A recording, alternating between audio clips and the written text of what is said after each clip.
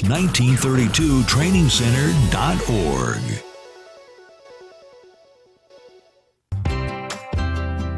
This segment sponsored by our radio listening post in Yucaipa, Yucaipa Farm Fresh Produce, where you can get healthy in the heart of Yucaipa. You'll find locally sourced fresh fruit, vegetables, farm eggs, honey, fresh bread, nuts, and for your sweet tooth, delicious ice cream and locally produced candy from licorice to chocolates, all to your heart's content. It's Yucaipa Farm Fresh Produce, just down the street from Toscano's Pizza, between 13th and 14th on Yucaipa Boulevard. Open every day, weekdays from 8 a.m. to 6 p.m. and on weekends to 5 p.m. For more info, you can call 909-790-6106. That's 909-790-6106. Shop local with Yucaipa Farm Fresh Produce. Tell them you heard it on this radio station and saw it on the DNA advertising screen inside the store. It's Yucaipa Farm Fresh Produce.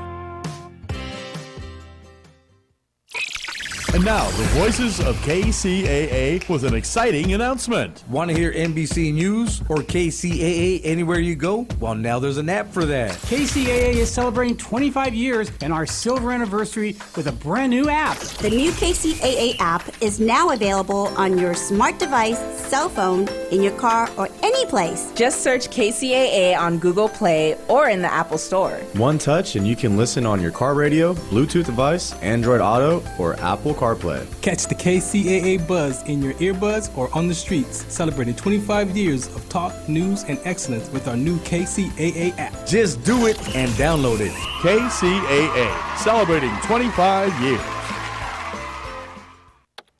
E-Digits. Lock them in for more information, recreation, and guaranteed fun. KCAA, 1050 AM.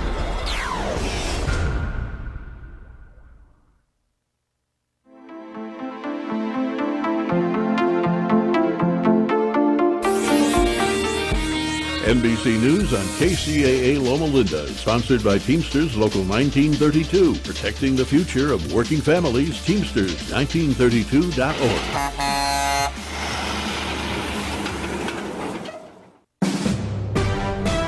NBC News Radio, I'm Lisa Taylor. President Trump says he talked with Russian President Vladimir Putin, and they plan to immediately start negotiations related to ending the Russia-Ukraine war. In a post on Truth Social, Trump said the call was highly productive. Trump also spoke to Ukrainian President Volodymyr Zelensky, informing him that he spoke with Putin. Over 100 million people are in the path of intense winter weather from Colorado to Maine. The National Weather Service said storm systems are causing bitter cold temperatures, leading to treacherous travel conditions. The icy conditions and snowfall are expected to impact these same regions over the next 2 days, and another storm is expected to move in by the weekend. There are reports the Trump administration is releasing a convicted Russian money launderer in exchange for American Mark Fogel. A U.S. official tells NBC News Alexander Vinnik is awaiting transport to Russia. The official says as part of the deal, Vinnik will leave behind $100 million worth of digital assets. Vinnik pleaded guilty in May to money laundering charges related to a cryptocurrency exchange. Lisa Taylor, NBC News Radio. Oh, could this vintage store be any cuter? Right? And the best part? They accept Discover. Accept Discover? In a little place like this? I don't think so, Jennifer. Oh, yeah, huh? Discover's accepted where I like to shop. Come on, baby, get with the times. Right, so we shouldn't get the parachute pants? These are making a comeback. I think. Discover is accepted at 99% of places that take credit cards nationwide. Based on the February 2024 Nielsen report. One of the best ways to build a healthier local economy is by shopping locally. Teamster Advantage is a shop local program started by Teamster Local 1932 that has brought together hundreds of locally owned businesses to provide discounts for residents who make shopping locally their priority. Everything from restaurants like Corky's to fun times at SB Raceway and much, much more. If you're not currently a Teamster and you want access to these local business discounts, contact Jennifer at 909-889-8377, extension 224. Give her a call. That number again is 909-889-8377, extension 224. It's a bird! It's a plane! No, it's Super Roth! Okay, a gimmicky opening for a commercial about Super Roth Universal Life Insurance, but I'm sure it got your attention. Now, what is a Super Roth, you ask?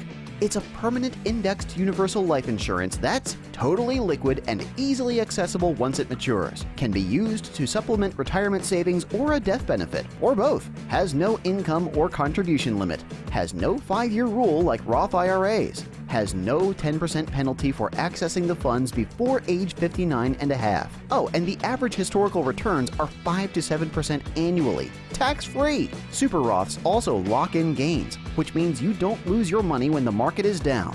Sounds incredible, right? Sounds super? Super Roths are the way of the future, specifically your future. To see if you qualify for a Super Roth, go online to thesuperroth.com. More than 80 million Americans depend on AM radio each month for news, weather, and emergency information. A new bill in Congress would make sure AM radio remains in cars, because when cell and internet services are down, this free service could be your only lifeline. Text AM to 52886 and tell Congress to support the AM Radio for Every Vehicle Act. Message and data rates may apply. You may receive up to 4 messages a month, and you may text STOP to stop. This message furnished by the National Association of Broadcasters. In these times, sometimes you have to take away the stress or dress to impress. Lux Transportation has just the ticket for you and your needs to relax, kick your feet up in style, and make some new fun memories. Looking for a hassle-free, comfortable ride? Experience the ultimate in luxury. Transportation in a sleek, luxurious black-on-black SUV. Private, discreet rides, airport runs, sightseeing, proms, weddings, and romantic date nights are all ahead in your future with Lux Transportation. Karaoke, disability-friendly, and no problem, we're also senior citizen-friendly too. Call or text Mr. Hollins to take away the stress at 951-399-5425. That's 951-399-5425. Lux Transportation, when you need the absolute best. Welcome to the Worker Power Hour with Randy Corrigan, a brand new show about labor and worker issues. The host of the show is Randy Corrigan, Secretary, Treasurer, and Principal Office and leader of Teamsters 1932, one of the largest public sector labor unions on the West Coast, representing workers in government and non-sworn law enforcement personnel. Randy Corrigan is a 30-year Teamster who first became involved in the labor movement by volunteering his time as an organizer with the Teamsters Union at the age of 21. Since then, he's helped thousands organize, mobilize, and achieve bargaining rights. He accomplished this by spending countless hours with brave men and women all over Southern California, in their living rooms, on the picket line, to bring workers towards victory. This is the Worker Power Hour. And now here's the host of the show, Randy Corrigan. Hey, Mr. Worldwide, Miami, T-Pain, Tally, Sean Paul, Jamaica, Ludacris, ATL. Now let's show the whole world how we get down. Remix, die. All right. Randy Corrigan of the Worker Power Hour, KCAA 1050 AM, 106.5 FM. I'm curious to know how much Lori likes that song. I like that. It's got a nice little, it's upbeat. It's cloudy outside. I want to get it going, man. All right. Everybody's a little low, getting a little slow. And I was super tired last week, I can tell you. I'll talk about it here in a few minutes. Those Slow Bloom people really fired me up last week, got me moving. Anyway, KCAA 1050 AM, 106.5 FM, the Teamsters 1932 Broadcast Network, live from San Bernardino. This is Randy Corrigan, the Worker Power Hour. I am a long-time organizer, first-time radio host. I keep being told that I can't keep saying that, but I'm going to say that until enough people come on this show and basically shut me down from claiming my rookie status. Short of that, last week we had a really, really good show. It was... First of all, talking about the Slow Bloom group was amazing. Slow Bloom Coffee in Redlands and what they did. And then first, our preschool services department members coming on and really describing how much they like their job, how much they appreciate the different things they do in the job. And then I think it gave gave us all an appreciation for how hard it is to be a Head Start teacher or a preschool teacher, and all the different things they do. And they clearly have got to love the kids and love what they're doing in that space for them to keep doing it. And to also, it came out on the show, we really heard their excitement and how much they enjoyed the kids. It seemed like in some cases they may enjoy the kids at school more than their own kids. No shot, but I think maybe we're all that way from time to time dealing with our own children. Anyway, point is that they serve an extremely important role in our community, and especially for those families that they serve and that they help every single day. So thank you so much for coming on and talking about those jobs, all the different roles and responsibilities when it comes to preschool services within San Bernardino County and all the things you do for those kids. And the stories were really funny. The one story that stuck to me was about the kids that, you'll have a kid that really kind of takes a leadership role of the other kids, and they act like the mom or the dad, and they really help out.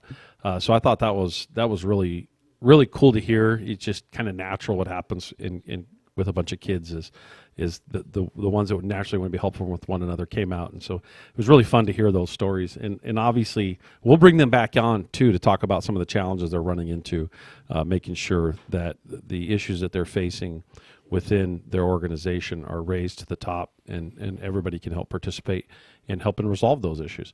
The other is we gave a tribute to the Black History Month and how the struggle for black workers still continues to this day. We understand that there are some organizations, or there is some elected officials that are essentially trying to say not to recognize Black History Month. I'm sorry, but we're not going to listen to that. It is Black History Month, and I think it's important for us to recognize how difficult this country made it on those that culture of people for a few hundred years. And we can have a month where we dedicate to how people got through that, and whether it's women's rights or civil rights or equal rights in any way, shape, or form, there's nothing wrong with going back and making those points and recognizing how difficult it is to create equality. Human beings are not kind to one another. Typically, over the thousands of years that we can look at history, we can recognize the fact that we've kind of stomped on one another, and issues like Black History Month, in my mind, in our opinion, in this show, we think that that's a good place to celebrate those who manage the struggle, who manage the challenges, and who were able to kind of push through, decades, centuries of very tough circumstances and situations. So it was a good discussion in that, and we also obviously mentioned some black leaders from the past and how important they were to the union movement and to workers in general. We also welcomed Slow Bloom Teamsters to the studio to discuss the history of their amazing coffee and their journey to become a union coffee house, and what they faced working for the previous owner. Obviously, that company didn't like the fact that they organized. The owner essentially shut down the shop, and they turned around and opened up a shop themselves, opened up a co-op, and basically controlled their destiny. Wasn't easy, but incredible story to see now that they embrace having a union and making sure that those that own the organization are participating in the future of those employees that are connected to it, because the employees are the face of that customer relationship. That's where people, that's the reason they come back, why they purchase. Many times the relationship that they have will supersede many other challenges. And so was really excited to have them on, because it's a testament to the will of what people can do and thinking outside the box, and absolutely making sure that regardless of what somebody throws at you, you can respond to it in a good way. And so as a reminder to download the KCAA app in the Apple Store or Google Play Store, so that you can get you can listen to this live just by touching the app. You'll actually hear us live and not have to worry about the AM and FM bands and how this goes in and out.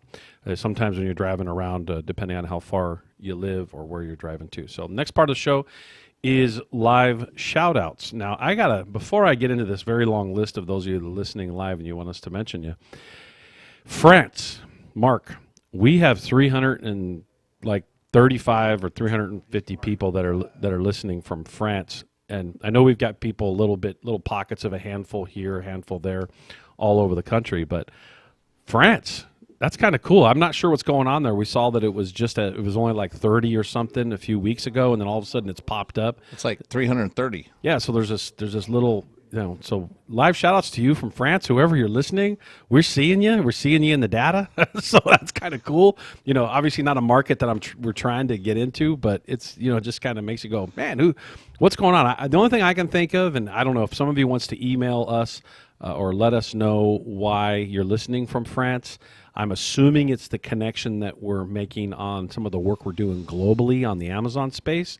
And there's a lot of unions globally in that area that are connecting to what we're doing. Maybe that's the connection. Maybe it's not.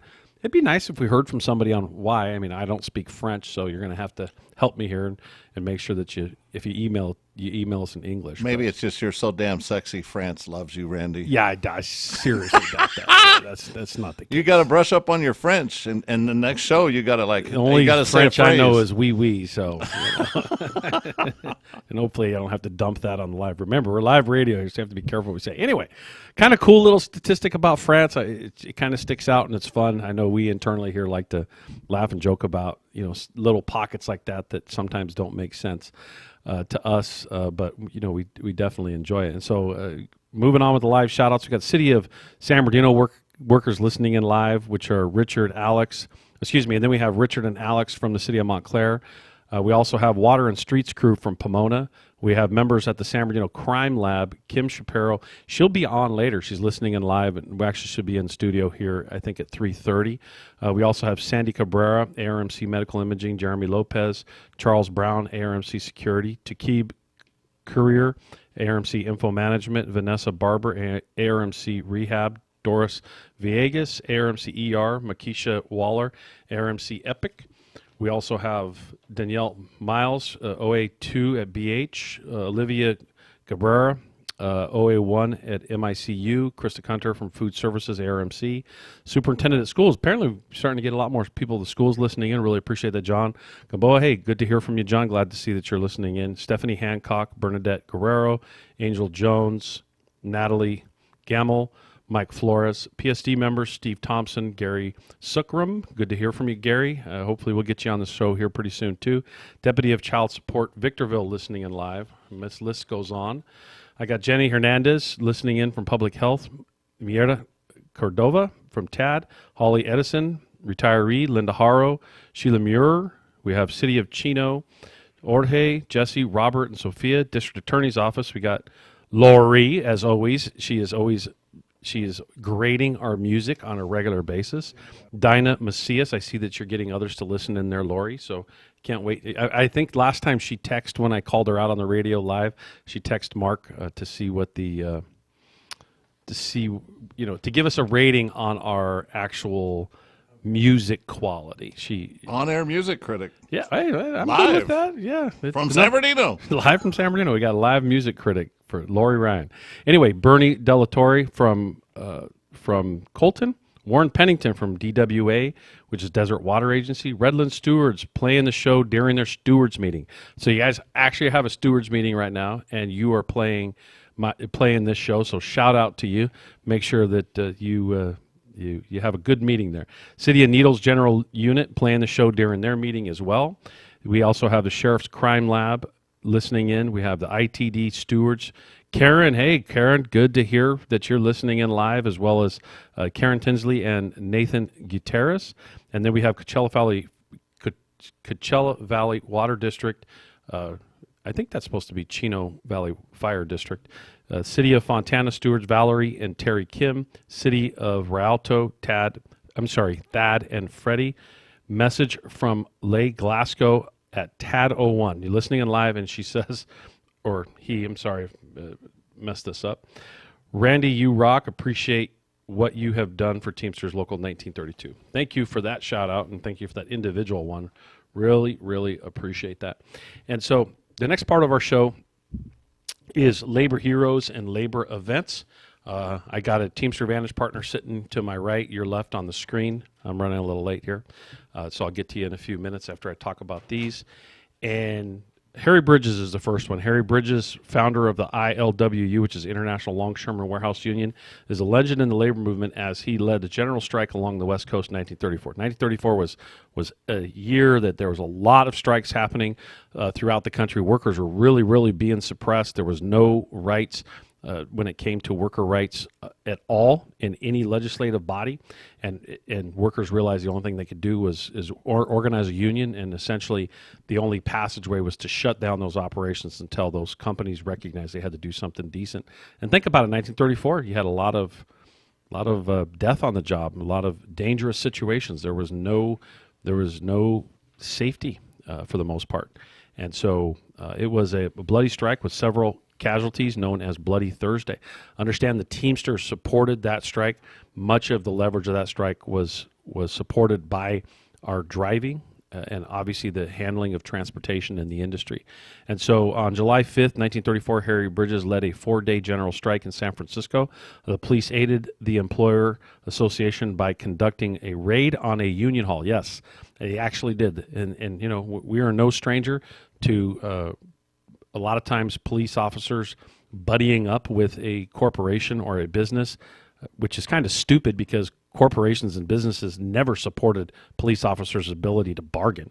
And the only reason why police officers have good wages and working conditions and benefits today and can retire at a decent age is because of unions' collective bargaining, even though they were hired guns for a lot of these companies, like in this example, that literally broke in, did a raid on a union hall and killed multiple people inside of that building in 1934. This is all true. This is fact. This isn't me making anything up.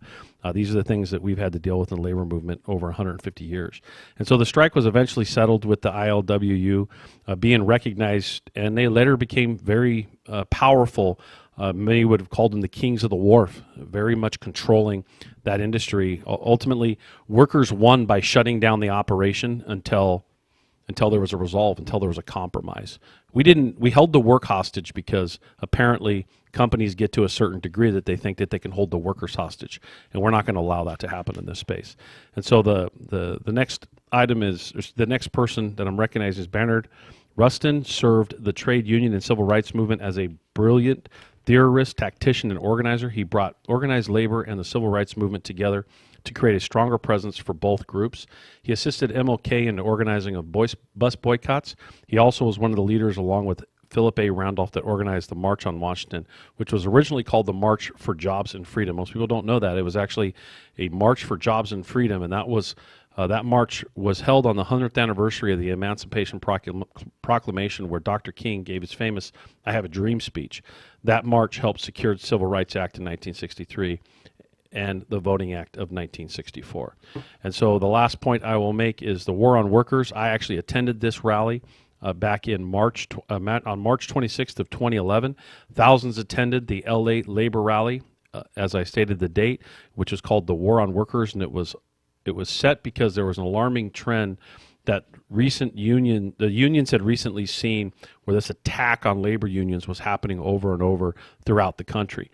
And with what happened in Wisconsin and that labor battle and workers' rights being stripped away in Wisconsin, we had thousands of workers convene on downtown Los Angeles, and the police estimated there was between 5,000 and 8,000 that attended the protest, which ended in a packed rally at Pershing Square.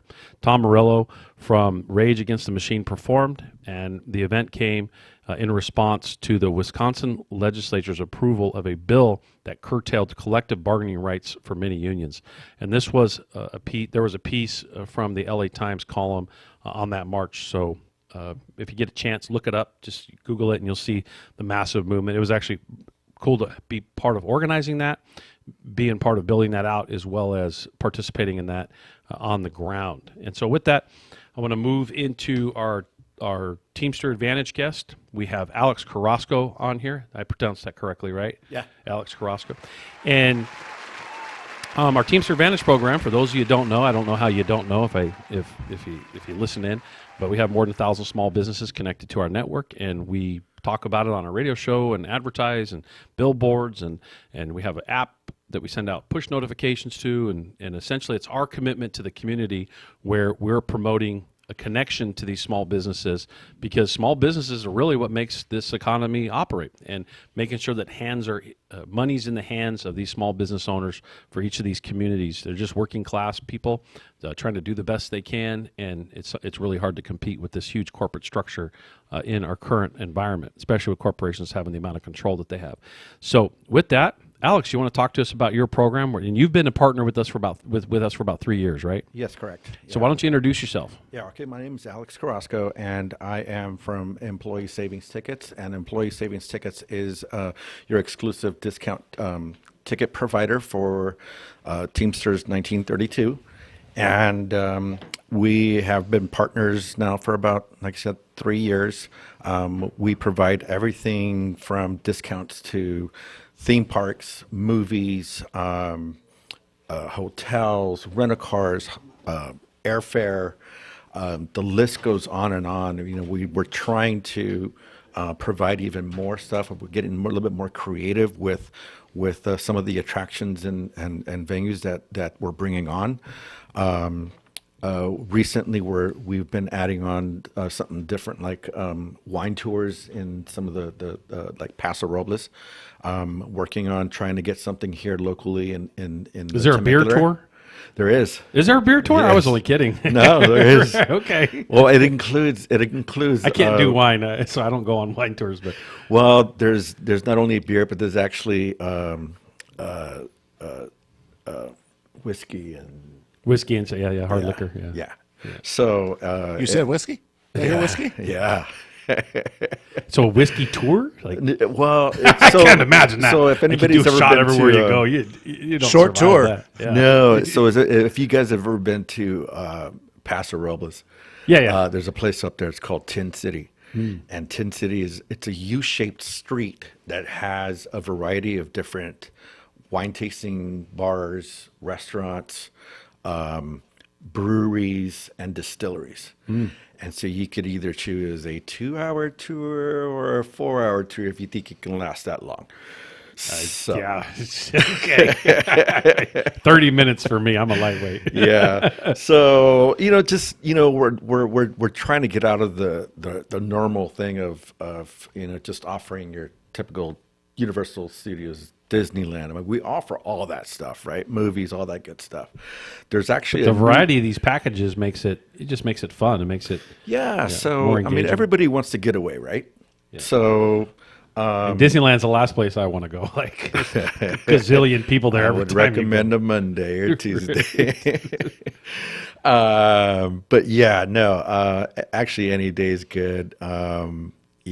Universal Studios is a great partner as well too. They're bringing on some new stuff. They have it's not an after hours ticket, but it's a ticket that caters more to. It's called FanFest, and FanFest is really just focusing on like animation and your favorite attractions, like what do you call it? I don't know. It's your story, man. Yeah, I know. So there's a lot of different. When you go on the website, you'll be able to see it's all brand new. So we're trying to get people excited about that. But again, we have a variety of other things. People don't know that we actually have discount. Try to stay close to that mic, just so you know. Oh, sorry. Yeah, you're starting to drift out here. Right? Yeah, no. Nothing wrong with that. You talk with your hands, man. I definitely talk with my hands. I'm with you on that. It took me a while to be anchored to the mic. So yeah. So, but yeah, no, we have discounts for rental cars and stuff like that. Hotels, the hotel discounts that we have are amazing.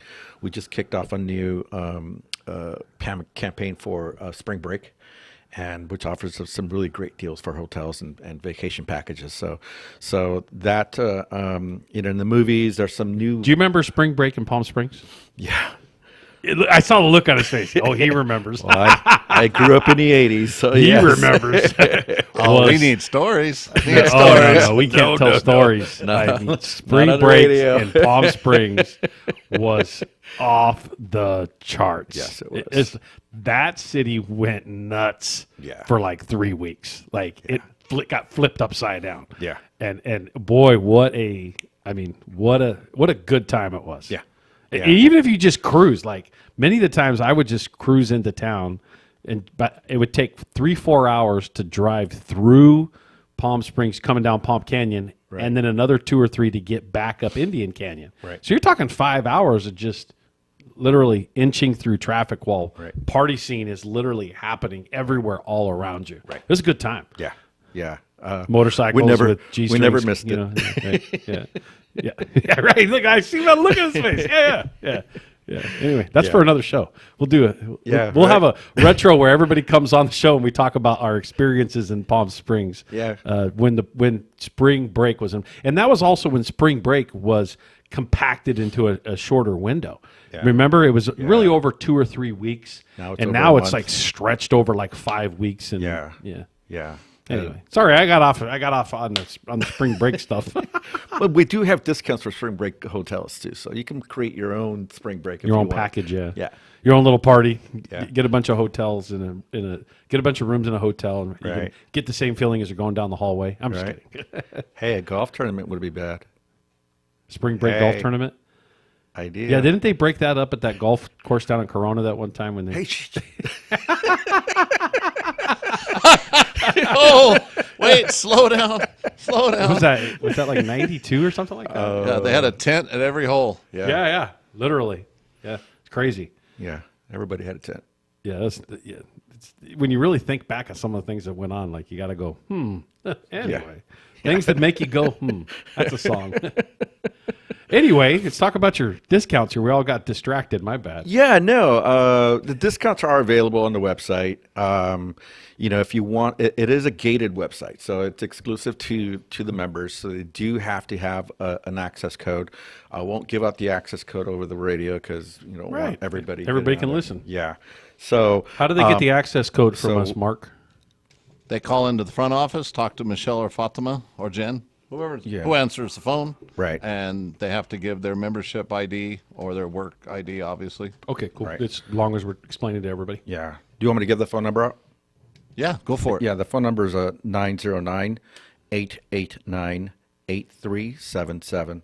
Or you can go onto the website as well, too, at teamsters1932.org. But yeah, I mean, we're really excited about the partnership. We've been bringing on some pretty cool stuff. We do have Castle Park that we just recently brought on. Castle Park, I remember that as a kid. I know. Still around. They haven't tore it down and put houses over it yet. Huh? Yeah. So, it's so fun to go back to like places like that that you were a kid, and then as an adult with your kids, and then as an adult after your kids are too old. Like, it's always interesting to see the perspective on what you enjoy. Right. Well, and now that during the October for the Halloween, they have Castle Dark now. Yeah, I've seen that. Yeah, haven't been to it. One of these definitely got to try that. Yeah. So, I mean, I know it's February, but next month is spring break. I know, isn't it crazy? It's already, we're right around the corner, and the next. Are we going to get on the spring break conversation again? And then the water parks are going to be open in May, so it's like it just happened so fast. Yep, and you got to plan for it. Yep. So, but yeah, everything's available on the website. The website is est.us.com, and you can get your access code through the union. Right. So, Mark, Alex was sitting here saying, "No, I haven't. It's been." How long you had the radio show? I told him how long. He says, how come no one's told me? So what's going on, Mark? Oh, I got to blow you up on the air? Oh, wait a minute. Let me get my text message. I called that months ago. Let me get, called this out. Hold it. Robert, take my phone and put it in front of the camera. Poor Alex, man. I hit him up. What you tell me, you might come on the air, right? Alex's timeline is like, oh, yeah, I want to do that. And then it'll be like a week or two goes by, and I'll text him back. Oh, brother, I forgot all about you. That's all right. We got him here now. He does text me while I'm on the golf course. Oh, see? You look like it. You got a good tan. You look like you've been out swinging the clubs, walking the links. Your priorities, apparently. Do you have golf? Do you have discount golf in here, too? No. What? Golf does not need help in that. Yeah, it's become a pretty mainstream sport. You know, Yeah, I think a lot of once- people are once, golfing. It used to be a very exclusive. You know, you had to be wealthy, and now there's a lot of people that play. You can thank COVID for that. That's true. COVID exploded during golf. Golf exploded during. Yeah, COVID. it was like one of the things that you can do when during COVID, and golf, the sport, just blew up. So is there anything you want to wrap up on before we close out your part of the show? We really appreciate you coming on. We appreciate the partnership that you have with the organization. And how much do we charge you for all this? We don't charge you anything, tickets, do we? I don't know.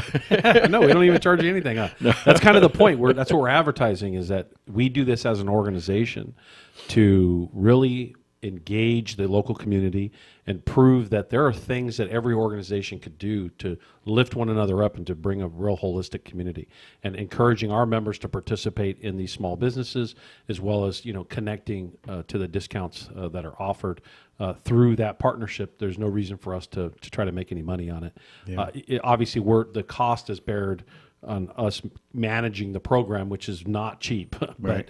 But we feel like the benefit that our members get from it in the overall, when you spread that out among everybody, and how if they go to the movies, or they go to a restaurant, or whatever it is that they're going to do, that they pick up a little bit of discount along the way, that it really pays for itself in the long run. So really appreciate you coming on. Yeah, Alex. thank you. I appreciate it. I always try to get involved with the communities and with our local union partners, we look forward to continuing our relationship. Awesome. Thanks for coming on, Alex. This is Thank Randy you. Corrigan in the Worker Power Hour. Longtime organizer, first-time radio host, KCAA 1050 AM, 106.5 FM in the Teamsters 1932 Broadcast Network. We're going to take a quick break here, probably just about 30 seconds, 45 seconds to bring on our next guest. Do you got some music keyed up already on me? All right. Yeah. Talk to you now.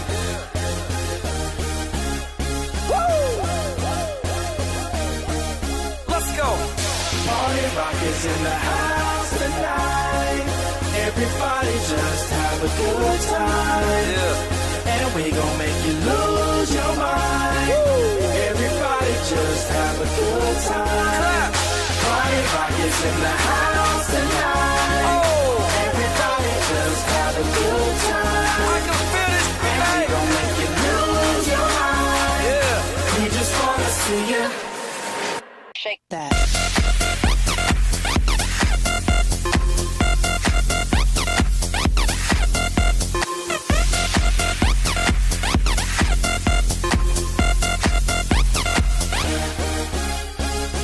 In the club, party rock. Looking for your girl, she on me. Now stop when we in the spot. Moving weight like she on the block. With a drink, I got to know. Top jeans tattoo, cause I'm rock and raw. Half black, half white, diamond now. Gang of money, open up. Yeah, I'm running through these like Drano. I got that devilish flow. Rock and roll, no halo. We party rock. Yeah, that's the crew that I'm repping on a rise to the top. No lead in our Zeppelin. Hey, party rock is in the house tonight. Woo! Everybody just have a good time. Yeah, and we gon' make you lose your mind. Everybody just have a good time. Let's go. Party rock is in the house tonight. Everybody just have a good time. And we gon' make you lose your mind. We just wanna see you shake that. Every day I'm shuffling.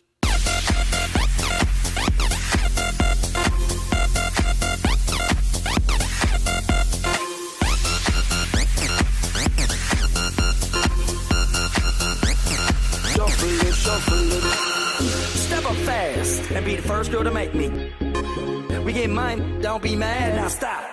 Hating is bad. One more for us. Another, please fill up.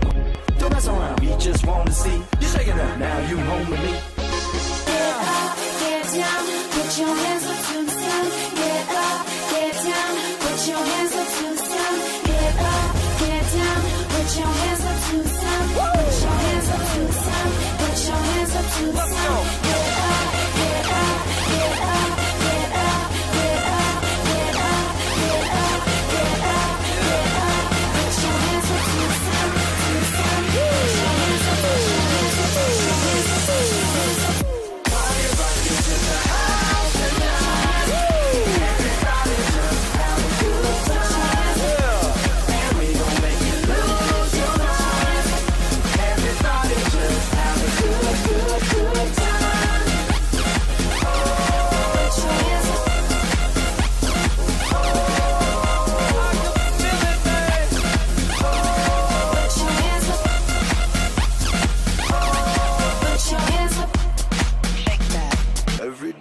shuffling.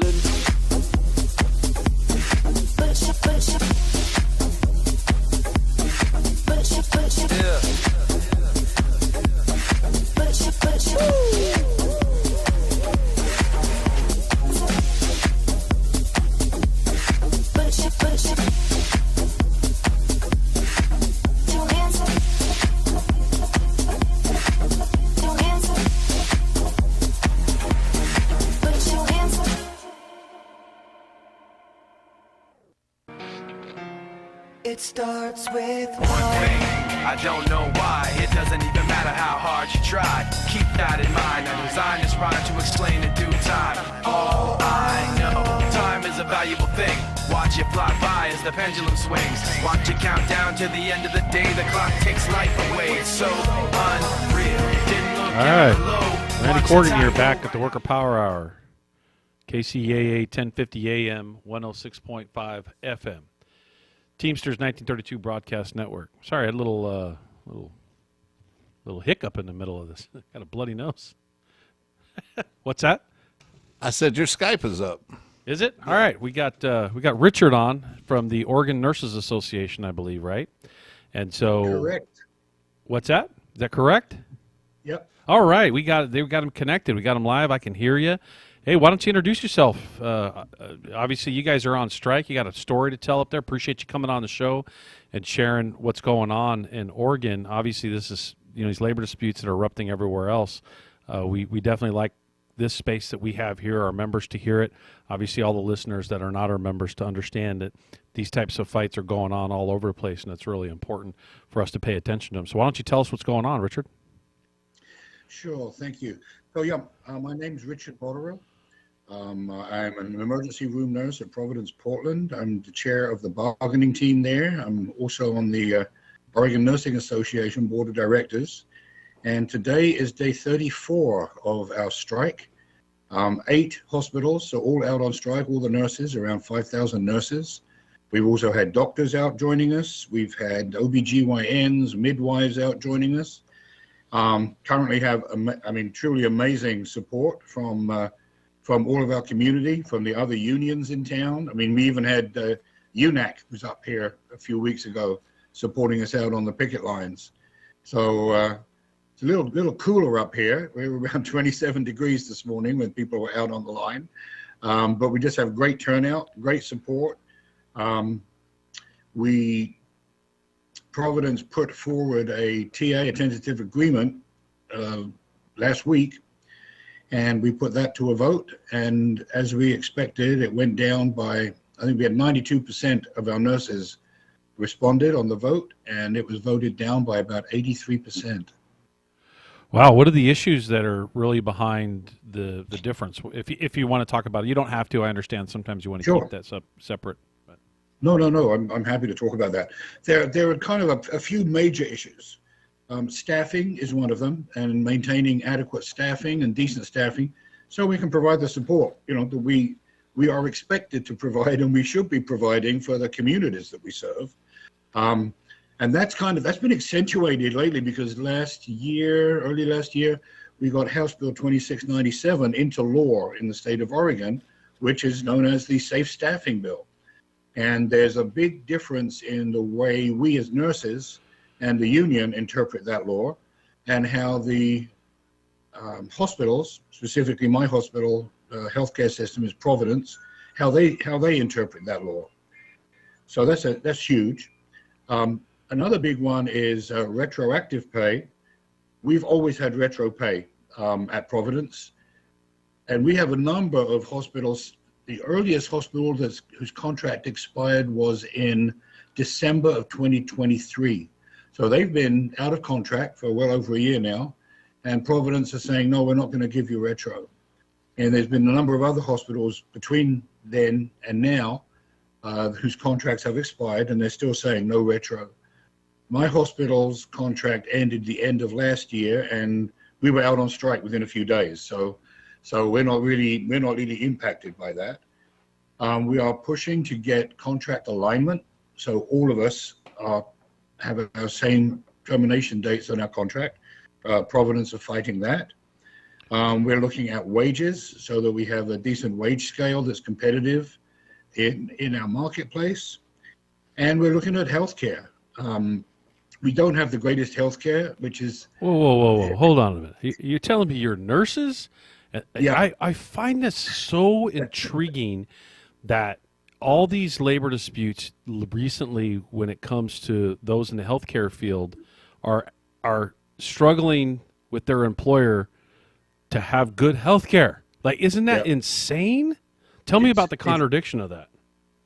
It's beyond insane. We work in an area, a lot of the people I work with, we work through, as did nurses throughout the country, all of the last pandemic. Putting ourselves at risk, putting our families at risk. I know lots of nurses who were, for example, going home and changing in the garage, getting into the shower, and then living in a different room at home. So they didn't run the risk of spreading that disease, that virus, to their families. I know others who stayed in motels for the entire time. So, yeah.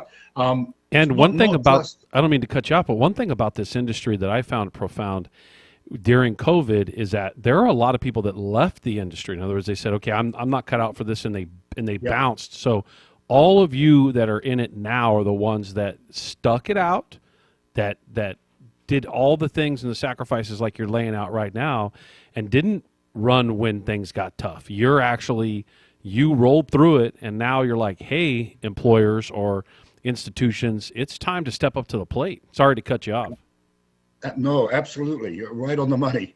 A lot of people did leave for a variety of reasons. That was a hard time for everyone, I think. The other piece of this is that prior to that occurring, we already knew that we had a nursing staffing shortage coming. It's something we've been talking with our execs and our management about for some time. And now with COVID and the aftermath of COVID, plus the continuing nurse staffing shortage, because a lot of the senior nurses were baby boomers. Everyone's retiring, getting ready to retire. And there's a kind of a double whammy on that, because one, we're running low on our experienced nurses, the ones that teach new nurses. There's an old thing in nursing, nursing school's great. It really is. It's a tough school. And then you learn to be a nurse once you're out there working in the field. So we have that going on. And now we have not just nurses leaving as they're retiring, but if you look at a lot of the people that come into hospitals that are getting sick, they tend to be older people. Right. So now we have a lot of baby boomers coming in. So we've got a reduction in nursing staff and an increase in census. So yeah, it's a combination of a lot of things, and they're really not paying attention to it. We need to be able to retain our nurses. We need to recruit nurses, and some respect wouldn't be too bad to expect either. Well, I've always found that respect always seems to be at the top of the list when it comes to disputes, because clearly if the employer actually respected you, you wouldn't have the dispute to begin with, right? So, Correct. So the dispute itself, I always find it, again, it's alarming that those that are in the healthcare field, hold on real quick, we're being joined by a nurse right now. Kato, you're a nurse, right? Good afternoon, everyone. Yes, I am. So Look she's out, trouble is here. That's right, yeah. She's out of one of our bargaining units. Sorry, I'm doing this right in the middle. I'm changing things on the fly. But Richard, in an industry that provides health care for the public, provides this safety net, to see that these employers do not prioritize, number one, your health and your safety, and then on top of it, a lot of times don't provide good health care. It's mind-boggling, and it just shows that corporate America has got such a grip on the healthcare system that it's being driven by dollars and cents and profit margins, which you've got to think, how are you building a profit margin on people living or dying? It just shows how imbalanced the system is right now. And then how many nurses you have out on strike right now up in Oregon? 5,000. So this is no small feat. This is enormous. 5,000 nurses are walking the picket line, actively walking the picket line right now. And clearly you've got, I heard you say a couple names in the healthcare industry where they've entered this industry over the last couple decades, and they're driving this profit margin, right? And they're really looking at things on a spreadsheet versus real understanding what's going on inside that patient room, or when connected to the patient when they're coming out, outpatient or inpatient. And it's amazing that to bring the awareness up that you've got to go this far, which is to actually walk off the job. I'm sorry, it's a mouthful, but I'm just shocked by it that these corporations are that kind of getting that cold and callous. Well, I think you touched on it when you talked about the corporatization of healthcare. It's the hospitals, it's insurance, it's the drug companies. There's a lot of corporatization right now, and it's all about, one of our sayings is we want to put our patients over profits. And Providence, I think, takes the opposite view. They want to put profits over patients. Providence Healthcare is theoretically a not-for-profit organization, but they do have $7.8 billion in cash reserves. So right. kind of a contradiction in terms there. Yeah, Kaiser tries to profess themselves too. Many healthcare institutions try to say the same thing, but again, you're being run by a corporation and you're operating in a space where that environment has created cost-cutting measures. Again, all of those typically leading to a diminished ability to provide good health care.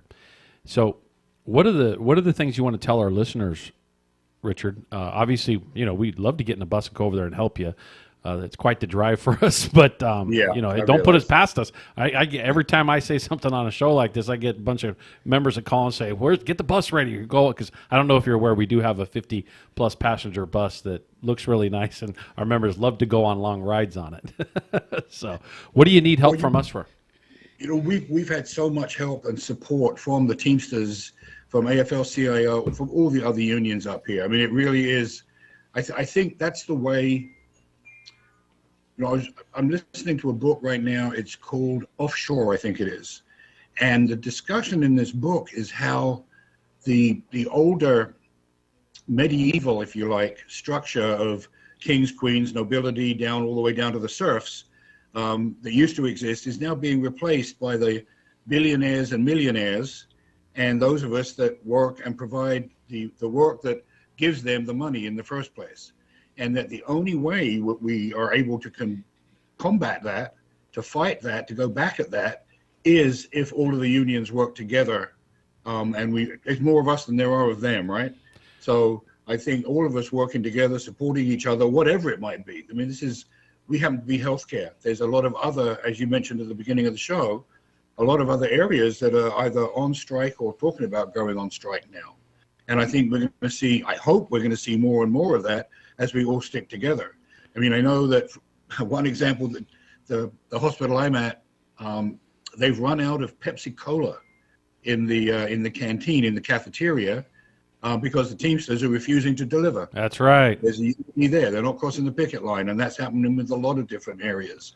So I think that kind of thing, providing any kind of support, and what we're doing right now is amazing to me, because I know we have Providence down in California. I've worked at some of the hospitals down there. So this is if you want to hold a rally, just what we're doing. Yeah, if you want to hold a rally down here, let us know. We'll definitely mobilize for it and help get people out to it. We do have a question from a listener who is a nurse as well. What's your take on the new administration's launch of AI nurse bots? Is this affecting your discussions or bargaining? That deliver care with a smile for $9 an hour. Again, this coming in from a listener who would like to hear your perspective on how some of these things. I get it. Sometimes these ideas sound good, like on the media or on TV, and we could do this and we could do that. But when you get practically speaking in the emergency room, or where the nurse is caring for somebody, practically speaking, it's not going to fit the same way. What's your take on the whole comment about AI nurse bots? Scares the hell out of me. I figured you'd be that. And I think it should scare the hell out of the communities we support, the patients that we support, the families that we support. They have talked about, and they do at times have, a screen at the end of the room with a nurse or a face at least on that screen, but that person is not going to take care of the patient too well. You're not going to be able to feed them, give them medications, take their vital. I mean, there's a lot of things the bot cannot do.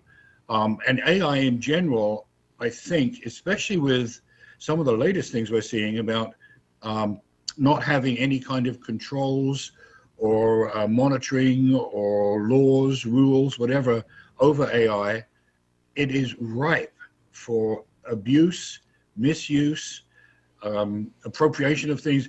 You can do so much with AI that how do you know if what you're getting is accurate or if it's not accurate? Well, it's interesting. You can do a lot of damage with that technology. Yeah, there's some things I've tested it in fields where there's a slight variation in the law or interpretations in particular like subject matters, and I've noticed that AI blends over between them sometimes. And now if you do that and make that mistake when it comes to your health, you literally are going to kill somebody. So yes. Writing a paper or making a decision while you're arguing a certain point, or I'm in bargaining or something like that, it's very different than the impact that it's going to absolutely make when you're actually making a potentially life or death decision, or in some cases just making a normal decision that turns into a negative impact. Yeah, the whole thing of putting profits over patients, which I think a lot of the large healthcare corporations are starting to look at. They want to reduce the number of nurses you have out there, and nursing is as I said, it's a tough school to get through. It's challenging, and it's hard, and there's a reason for that, right? Because we're taking care of people's lives and their well-being of their families. And when you're starting to reduce the number of nurses that can provide that care goes down. It's simple. You don't get the same quality of care, the same level of care. It's not a complicated question. And I think a good argument can be made that having a decent healthcare for all, affordable healthcare, not having that is a violation of our Constitution, for heaven's sakes. I mean, isn't that part of what we stand for as a country, is providing care for each other? Yeah, that's what we're supposed to do. Instead of stepping on one another, we should be helping one another on a regular basis. So, Cato, you're a nurse too, right? Yes. You got to talk close to the microphone there. What's it? How's it make you feel to hear this happening up in Oregon with all these great people that are serving the public every single day? So it's very discouraging, to hear that they are trying to replace us with AI, because you can never replace a nurse with AI. We in real time look at patients taking their last breath. Yes, AI can monitor your vitals, but they can't predict the turn, right? And so we need to be able to respond when that happens. As you mentioned, when we're doing vital signs assessments, all of those kind of things, it's vitally important because it is life or death for some patients, right? We can see you 1 minute and you're stable, and in the blink of an eye, your homeostasis can change, and then now it's a life-threatening event. So when we have people out here that are out here striking, and that is worker power, that's unity, that is the solidarity we need to make sure that we're supporting each other during this, because we're all in this together, and it doesn't matter if you're in Oregon or if you're in California, it'll still trickle down. At the end of the day, it is life or death for someone. So it's a little disheartening to know that we're in a profession where we care for people, but people don't care enough for what we do or respect what we do. And at the end of the day, it will cost people their lives. Yeah, Richard, this is Cato. She's a registered nurse with us. She's in one of our bargaining units. Forgive me for not remembering exactly, because we got so many of them here at the local union. And we represent a lot of nurses, registered nurses. We also represent nurse managers of one of the biggest hospitals in the region too. And so she would happen to be out waiting her turn. I was like, man, just grab her. I got a nurse on, pull her in here, and all of a sudden it just makes for a better combination on the fly here. So appreciate you being on. We got a few minutes left. What do you want to close with, Richard, as far as a message to everybody out there? I do have a mandatory break at the top of the hour. I can't stop because of NBC. So, what Cato said, one of the things she said right at the beginning when she first started talking, is about holding the person's hand as they're leaving the earth, as they're leaving this earth. And that's something we do. And AI is not going to hold someone's hand. when they leave this earth, as they're getting ready to leave.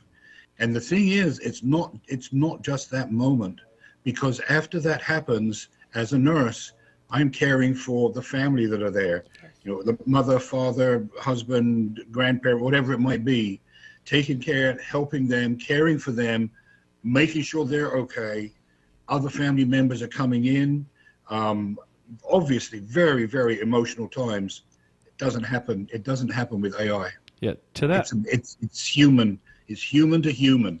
That's what it's about. To that point, what you remind me of is a little more than a year ago when I faced my own very, very difficult health situation that was very intense.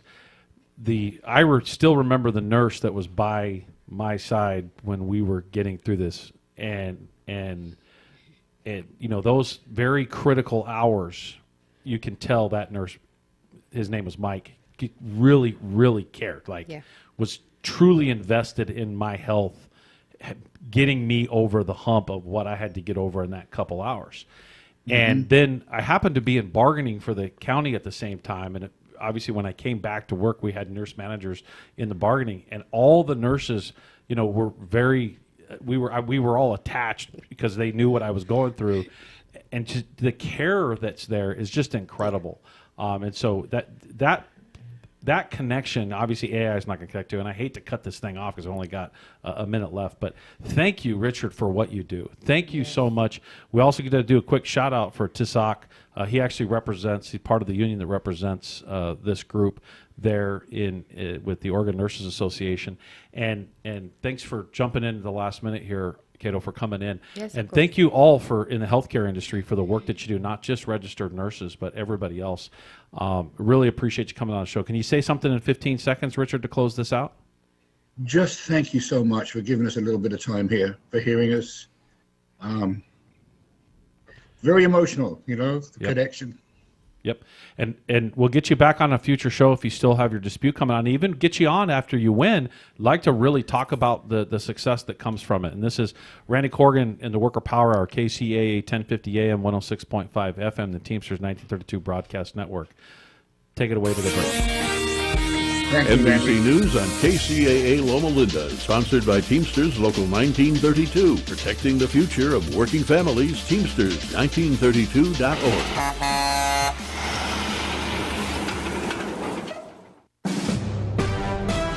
NBC News Radio, I'm Lisa Taylor. President Trump says a call with Russian President Vladimir Putin was highly productive. Putin wants peace, and President Zelensky wants peace, and I want peace. I just want to see people stop getting killed. We're very far away from that particular war, but that's a vicious war. He said the two will work closely together on negotiations, including visiting each other's nations at some point. Over 100 million people are in the path of intense winter weather from Colorado to Maine. The National Weather Service said storm systems are causing bitter cold temperatures, leading to treacherous travel conditions. The icy conditions and snowfall are expected to impact these same regions over the next 2 days, and another storm is expected to move in by the weekend. In the south, heavy rain has caused 15 million to be placed under flood alerts from parts of Texas to southern Kentucky. Meanwhile, around 10 million are in the path of possible tornadoes from Alabama to Louisiana. Lisa Taylor, NBC News Radio. Are you looking for a good union job? The Inland Empire's 14,000 member strong Teamsters Local 1932 has opened a training center to get working people trained and placed in open positions in public service clerical work and in jobs in the logistics industry. This is a new opportunity to advance your career and raise standards across the region. Visit 1932trainingscenter.org to enroll today. That's 1932trainingscenter.org. When you shop with local merchants, more of your money stays close to home. By helping support local businesses, we all benefit. This message from MyTran eShop, family owned and operated for over 30 years. Save and bring your foreign or domestic vehicle to MyTran eShop, located at 21891 Alessandro Boulevard in Moreno Valley, or call 951-243-7675. Visit online at mytraneshop.com. That's MyTRANE shop.com. That's MyTran eShop, proud supporters of our local businesses. Now, here's a new concept.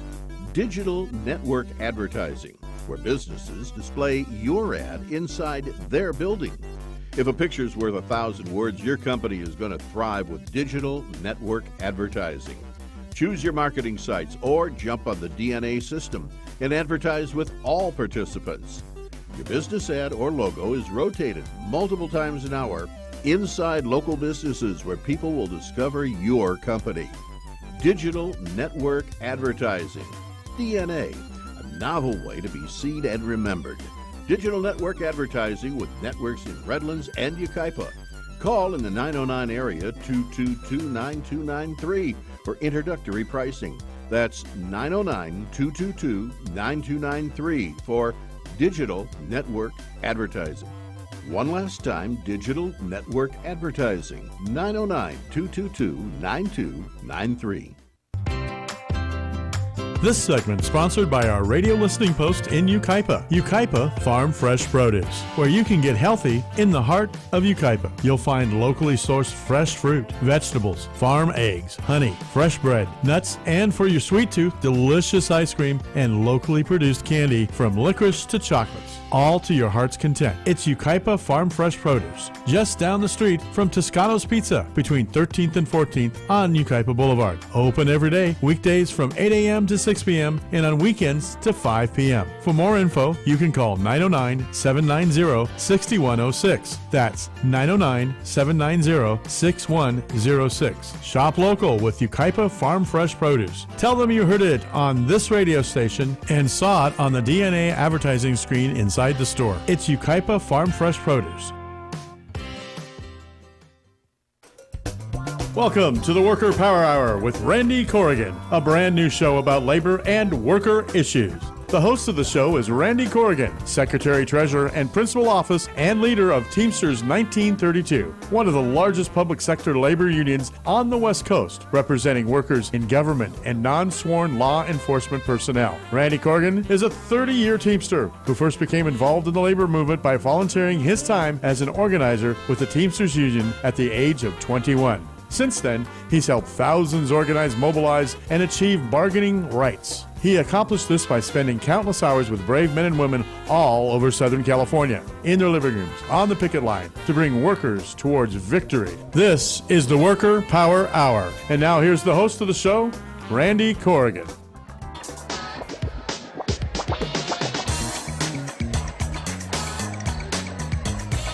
Randy Corrigan here, back on the Worker Power Hour, KCAA 1050 AM, 106.5 FM, and the Teamsters 1932 Broadcast Network. All right. You know what's nice about this music is it's switching up on us. It's definitely a variety for us, Mark. Really appreciate it. Well, I downloaded that one because you said there's a song, so while you were yapping. All right. Longtime organizer, first-time radio host. We do have Chris Ochoa on the line. We'll be getting to you in just a minute. We're going to finish up with our member here, Katrina Cato. I always call you Cato because it's your last name. And, I was touched by Richard there at the end. You know, it just reminds me of how important it is for our healthcare professionals. You know, obviously when I went through an extremely difficult moment in time, it was the healthcare professionals that got me over the hump. And I don't forget how those individuals were connected to me. And then coming into bargaining, I came back to work way too soon. I think everybody knows that. But, all those from healthcare, not everybody embraced me very, very well, but the nurses were like, Randy, you got to do this, you got to do that. Like, it was there's just that level of care and instinct that people in this space really bring to it. And Katrina, really appreciate what you bring to it. So you got a few minutes here to take the mic before we get to Chris. Again, council member from Hesperia is hanging on the line. I can see him on the call right there. Just be patient with us. Really appreciate you coming on, Chris. But it's our members' moment right now. Thank you. Good afternoon, Councilman Ochoa.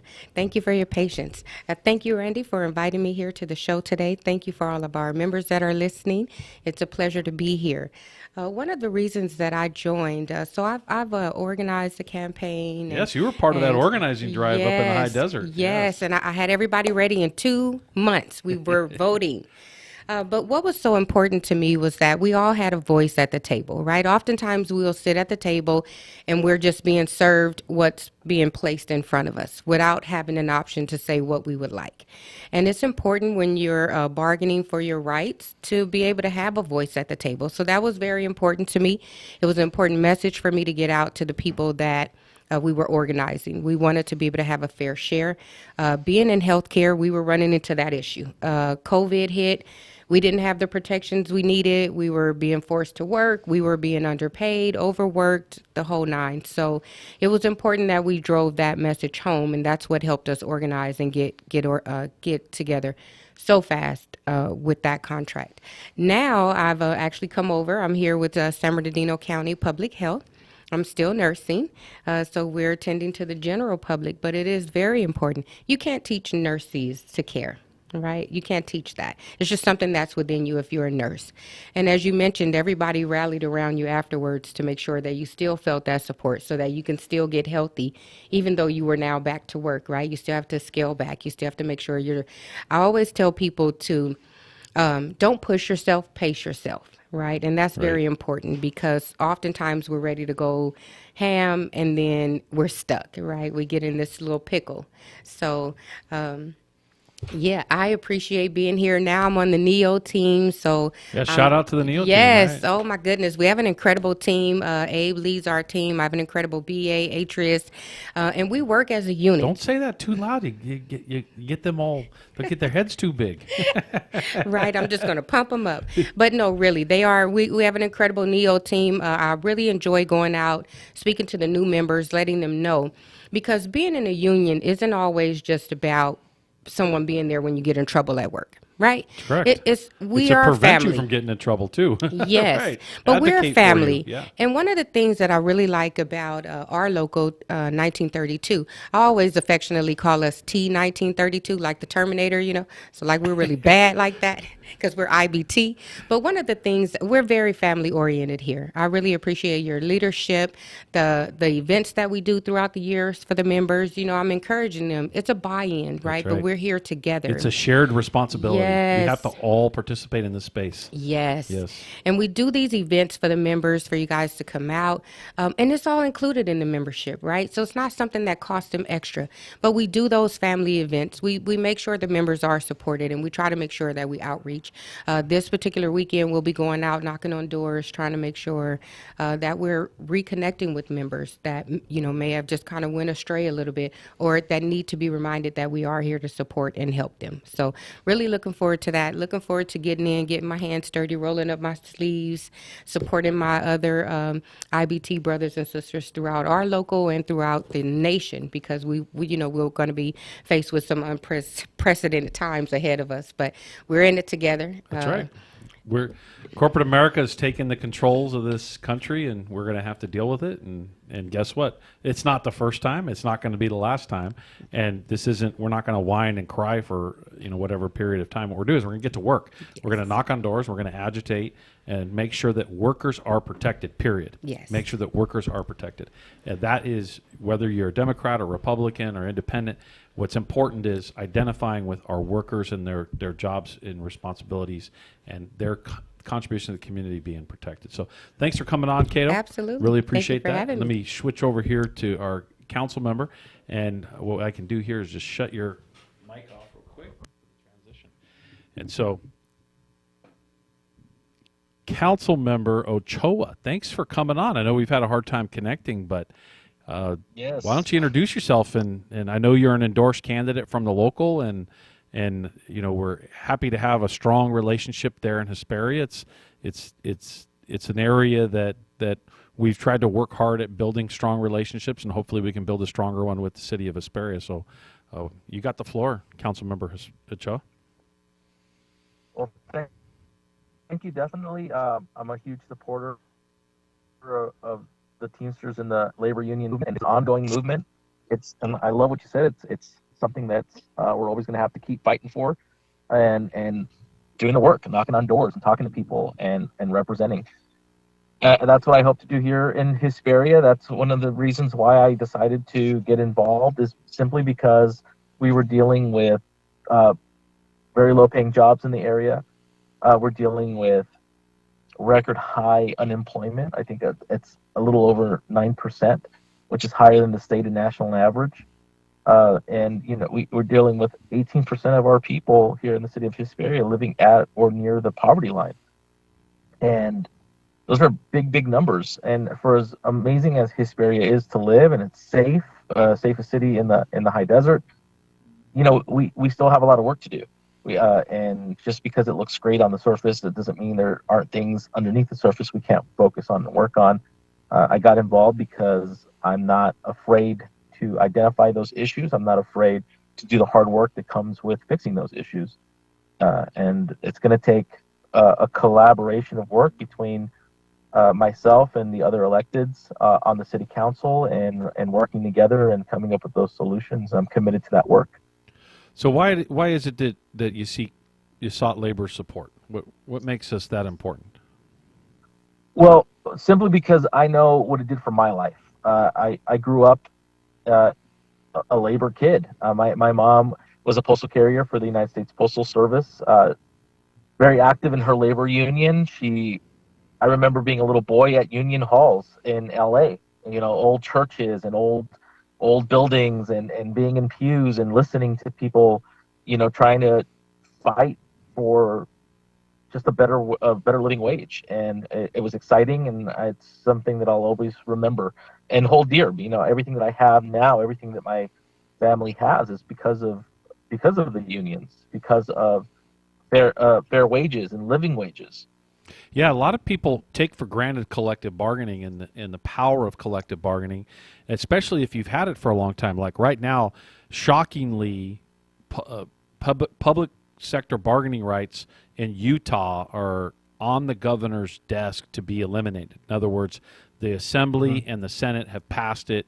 It's there at the governor's office, and hopefully he doesn't sign it. And hopefully, this space where people think that somehow things are going to be better if you eliminate collective bargaining is just crazy. And obviously it's just an attack on workers. It's an attack on unions. And then they say, oh, well, unions are just these union bosses, and, they villainize us as individuals. Believe me, I've had my share of those situations. The reality is unions are comprised of workers like your mother and Cato here and the 14,000+ that we represent here and the millions that are union across this country. They're making sure that this community operates every single day, whether it's making sure a package gets delivered to your house, food gets to a store or a restaurant, the kids get what they need at a school, or the teacher that's delivering, making sure that to attack this it's mind-boggling that it's okay. And what I'm challenging local elected officials to do, and I'll just do it here on the air with you, council member, is what we've found is that local government can actually pass more pro-worker legislation than they realize. In other words, absolutely, when developments come in, obviously the high desert has not done a good job with jobs. They've just not. San Bernardino County has done a horrible job with jobs. I know they all brag, we do a great job, we've got lots of jobs coming here. Yeah, lots of jobs, but not good jobs. And then you got to define what good jobs are. And whenever there's a giveaway of tax dollars or there's a giveaway of infrastructure or whatever it may be, there's always a way to attach responsibilities to not just the developer and who's going to be there, but who's going to occupy it in the future. Cities can pass ordinances that protect workers. Cities can pass ordinances that build infrastructure around workers and, quite frankly, make the businesses pay for it. Like, well, where are we going to get that? Where are we going to well, if they want to come in to do business, you look at like a Target or any of these big chains, they want to come in and they make millions of dollars in revenue on, let's say, just a retail end of things. Like, or a warehouse or an operation comes in and they're making all this money because they physically have to be in a high population area. We turn around and then don't hold them accountable in a way where we have infrastructure at the local level to enforce protections of those jobs, making sure that they stay, making sure that they're grounded, making sure that they're at a certain pay level, making sure that a certain benefit level. Instead, what happens is, oh, well, the NLRB and this and that. Well, we're watching right now that a president just come in and has fired all these people that are in charge of federal regulatory agencies. Okay, well, you're right. He's the president. He thinks he's got that right. Some of us don't think he's got that right. That's going to be argued in the courts. What I will make clear on this call, or excuse me, on this show, is that cities actually have the right to do some of that at the city level, and they need to start doing it now. That way you don't have to worry about this thing swinging back and forth in a situation where one administration does this, another administration does that, and then over a multi-decade period, nothing really gets done because it's too busy a ball being kicked back and forth. But local government is way more powerful than anybody gives it credit for. And people like you, have the ability to build or to build an infrastructure around workers in your given area. What do you think about all those things I just said? I know that's a ton, and that could probably take up a 2-hour show just responding to all that. Yeah. Well, it's a ton, and it's going to be a lot of work. I can't speak for the council members that are there with me now. I can speak to past councils, and you're absolutely right. There hasn't been a lot of work done to bring in or even support project labor agreements and get those PLAs done for our public projects and promoting union jobs throughout the high desert and growth. I mean, and that's just not in Hesperia. That's across our entire region. And it's about being that person that's going to be willing to have the conversation. I mean, to wrap it all up, it's my job, being an elected who's pro-union, to sit down and have the one-on-one conversations with my fellow council members and talk about why it would benefit our area to take this path and to promote union jobs and get those throughout our high desert our growth sectors, and really just encouraging labor-friendly policies, looking at expanding into construction, healthcare, and renewable energy. Because I mean, we're in the desert. We have nothing but land here to get creative with, and it's our job to be creative, hold developers accountable. Just as you said, there's definitely avenues to ensure that these big major companies are going to be paying their fair share and paying their employees a fair living wage. And absolutely, I agree, local ordinances are critical, and writing fair workplace and living wage ordinances at the city level is something that I'm definitely going to be looking into. And it's my responsibility to navigate how at this time where the city's direction is going in, and seeing how it is that I could supplement that, and promoting an ordinance that will advocate for fair workplace and living wage outcomes is something that is definitely that I'm going to hang my hat on. Definitely something I'm going to fight for. It's good that obviously it's encouraging to hear this, and obviously when you get into the weeds of trying to build it out and making sure that their support, it obviously creates dynamics that sometimes it's hard to get people behind it. But the reality is if you see, currently right now, the majority of people in this country want the gut of the federal workforce. Okay, well, I disagree. I think it's a mistake. But whatever, like if that's where people are, that's fine, because it actually supports something I've always said, which is local government has the ability to take care of this. They just have not kind of exercised that space in the right way. Before there was the National Labor Relations Board, before there was OSHA, before there was any of these federal rules that protected workers, protected workspaces, and created all the protectionisms around what we're discussing, which is under full attack right now. Before that protection was actually only found under a union contract or within a city government agency or a local agency. And we were able to, in the 1920s and 30s and 40s, prior to bargaining being technically legal, and then it was, obviously in 34, 35, and it moved into other parts of the workplace beyond that. My point to bring in all this up is that it was actually done more locally then, and that when these agencies were created federally to create something more uniform and broader and to make sure everybody was on board with it, a lot of local government backed off of that space, and now for multiple decades, arguably almost a century, they just don't feel like it's their place to do it. Well, that's the federal government's. Well, if everybody's complaining the federal government's broken, then do something about it. Like, do it right. If these people live and work in your community, then build the infrastructure to take care of them. Don't dump it on an agency that's going to get whipsawed back and forth by national politics. We all know that whether you're a Democrat or Republican, we don't necessarily always agree with whatever's going on at the national level. And so the reality is we're more connected to what's going on at the local level. And I'm always trying to really push those at your level to be more robust and be more brazen about it and really try to occupy the space versus somebody jumping in, I want to become a city council member because then ultimately I want to run for assembly, or I want to run for this, or I want to run for Congress. And I always scratch my head and go, you're moving into a space where you actually get less done. Stay in the other space where you can actually get more done. Again, I know it's a mouthful, Chris, and I just want to throw all that at you. And man, we'd really like more and more elected leaders in the area to help us kind of move in that direction. I'm going to tell you a little story as soon as you respond to this. Well, yeah, definitely. And that's always a question that gets asked of me, what's next? And I go, honestly, I'm committed to Hesperia.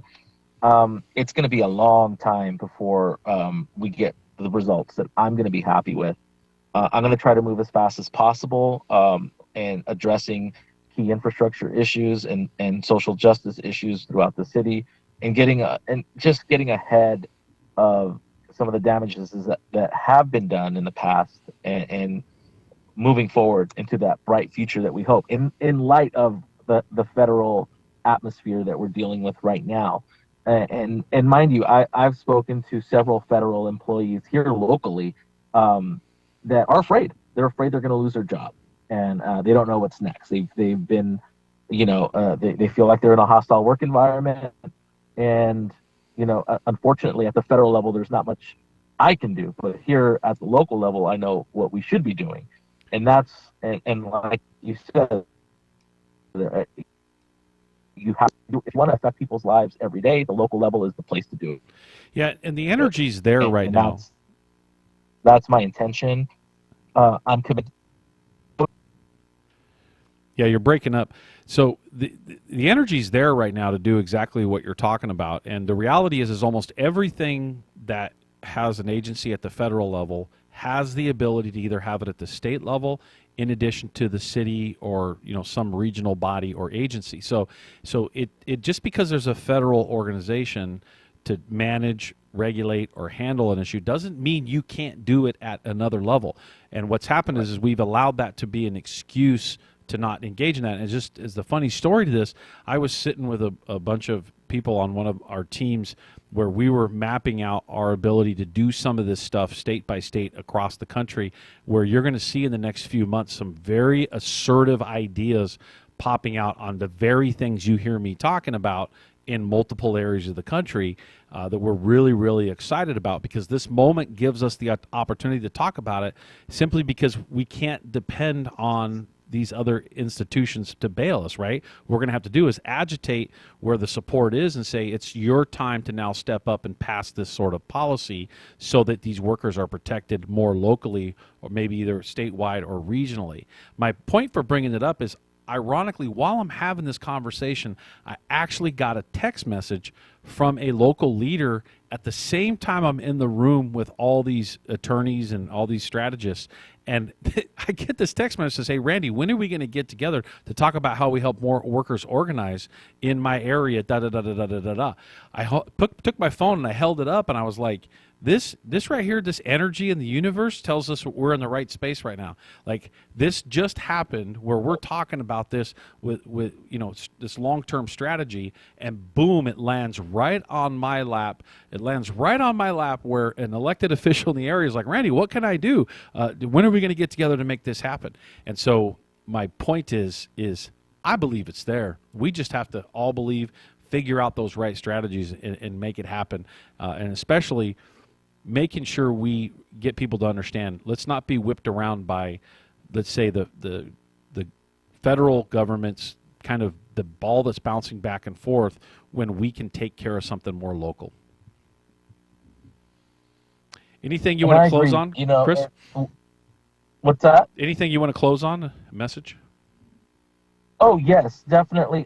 We have to keep working on building community. I think that if we, and it's just like you said right there, you were in the right space, like the energy in that space. If we're creating this conversation with the right people, it only makes sense. Unions have been so successful is because it's just common sense, practicality. We're looking at helping people live better lives, and I think right or left, you're going to agree with that. Deep down, if you're an everyday working class person, whether you vote Republican or you vote Democrat or Independent or any other party, you look at the practicality of what we're trying to fight for, and it's something that is human and universal. And as long as we stay focused on what it is we're fighting for and not getting too drugged in, and that's why I love local politics, because it's nonpartisan. And this is a perfect space to have the conversation at the local level. Once you start going above any place where I'm at, and exiting out of the county, and you just start getting into being pulled one way or the other. But definitely for me here, I see everyday working people struggling, working 2 and 3 jobs just to make ends meet. That's the culture I want to change. So I want to change that the community in that respect and bring better paying jobs to the area, creating those workforce agreements, and raising the standard of living, the bar, and so in that light, way, in that light, is there any current bills or is there any policy currently pending now that you want to quickly talk about before you jump off here that will support your vision of the high desert?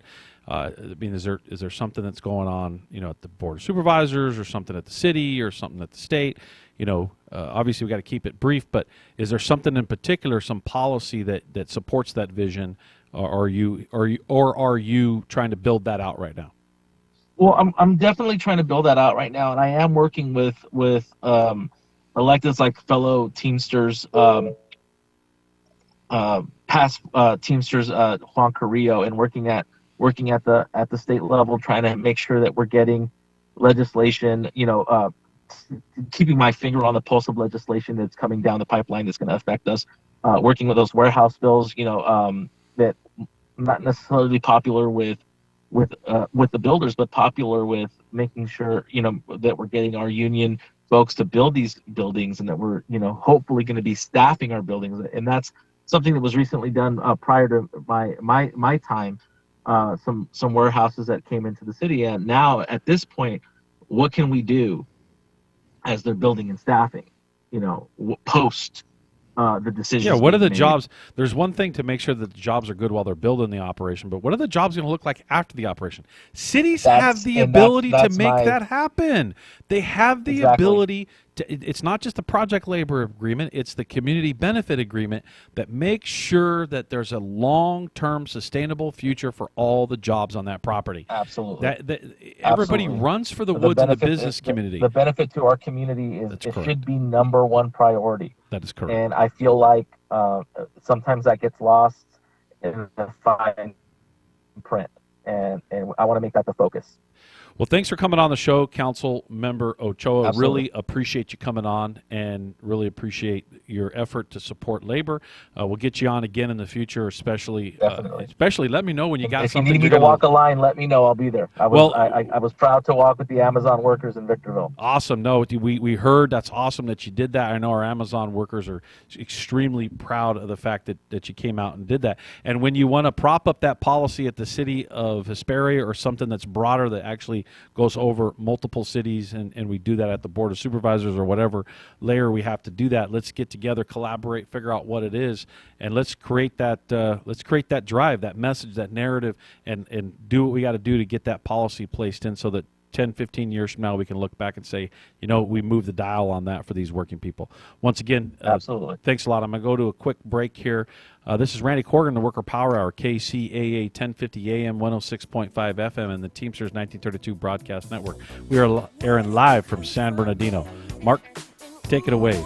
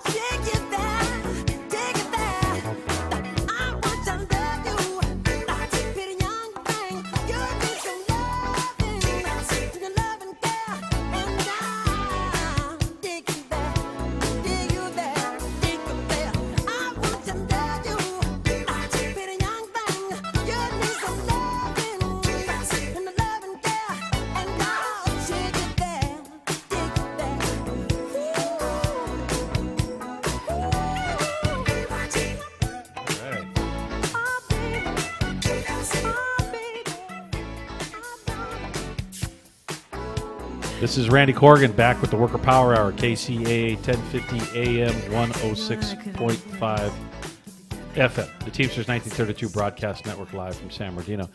Boy, that was a fun little segment with I just rolled the dice, pulled Cato in here with the nurses from Oregon, and then rolled it over with the council member from Hesperia. And now we're joined by Teamsters 1932 member Kim Shapiro. I said that correctly, right? Yes. And she is a supervising crime scene specialist. She's been there. She'll be there 24 years coming up here pretty soon. 23 years coming up here pretty soon. Wow, boy, you have probably seen a lot in your time. You want to introduce yourself and talk anything about what everybody wants to hear from you first? Thanks for the work that you do, by the way. Oh, you're welcome. I've been a crime scene specialist with the county for almost 23 years now, and it's definitely a county that's busy. We see a lot of things in the crime scene world in our county. It's a very large county, as you know, so we go to a lot of different places and see a lot of things. Some crime scenes are kind of standard, your general drive-by shootings, and there's not a whole lot there. And then we have some very, very creative crooks in our county that come up with some very interesting ways to kill people. And then that's what makes for an even more elaborate crime scene, or more detailed or more difficult or bigger or broader, right? Yes. So tell us about that. Like, what are the differences in, what the team has to do in managing that? Because, obviously most listeners only think of that from a lens of what they see on TV through CSI, right? And so they probably connect the dots to maybe these actors. The reality is these are real people doing real jobs every single day, and the difficulty of that job is the reason why we have the show, so that people will, kind of get an idea of what you have to do every day. Yes, if you think it's like TV, it's not. TV, they do a crime scene in an hour, and the same person that works the crime scene is also the person who runs around and arrests people and chases them down and all of that. And they have to do that because actors make a whole lot more money than we do. So we have a lot of people doing a lot of different jobs. They roll that all up into one in an actor and roll it up into an hour-long show. Our main, a regular homicide scene probably is about 8 hours long for us to process it, and can be as long as 3 days. We've had crime scenes that are basically 3 days. We work about 20 hours, and then we'll shut down for 6 to 8, and then we'll work again another 20 hours to get everything processed. So we don't have the luxury of, it's 8 hours into my shift, time to go home. Right, I'm punching out now. Yeah, no, we've Doesn't got to work work that it till it's done. And so you have to be willing to work long hours to do this job. You have to be able to do your job with little sleep, because there's not always a lot of time to sleep going on. And it's just, it is what it is. Crime scenes do take a long time, so we get sometimes stuck out for long periods of time. So we have to be prepared to be in the heat or the snow. Especially in San Bernardino County, being as large and vast as it is, you can get both in the same day. You can get snow and heat in the same day. You can be in the summertime, even springtime. You could be down up in the desert, and it could be 80, 90 degrees in the daytime, and then you can get called out to the mountains at night, and it could snow on you. So you got to be prepared with a hat and a sunscreen for the sunshine, and then you need your snow boots and gloves and earmuffs and everything else to be up in the mountains as soon as the weather turns cold. So you get everything. And then one of the jobs that you have to do is you actually have to testify in court, right? Yes, we testify in court. How many times do you think you've testified in court? Surprisingly, you don't testify as often as people think. Most of the time, people, if you commit murder, this is my theory, totally my own theory, is... Well, you got a pretty good experience to have a good theory here. Yeah. Right. But if you're guilty of murder, you don't want to go to prison. You want to stay in our jail system as long as you can, because the difference between jail and prison is vast. I've been to both, only for work, though. Right. I was talking with my dad the other day, and we're talking about ever going to jail, and I'm like, well, I've been to jail a few times, but I've only been to prison once. And we were at a restaurant, and these people at the table next to us are turning their heads to look like, what did she do? What are these people that are talking about being in jail a lot of times and being in prison? This is a funny story. And I'm love like, this. Just for work, only for work, never there for, not as a guest, was there with a job to do. But there's a vast difference between jail and prison. So if you've committed murder, you're going to be in prison for a long time. Stay as much of that in jail first before you go to court and get convicted and have to go to prison. So a lot of cases don't go to court for 3, 4, 5, 6, 7 years.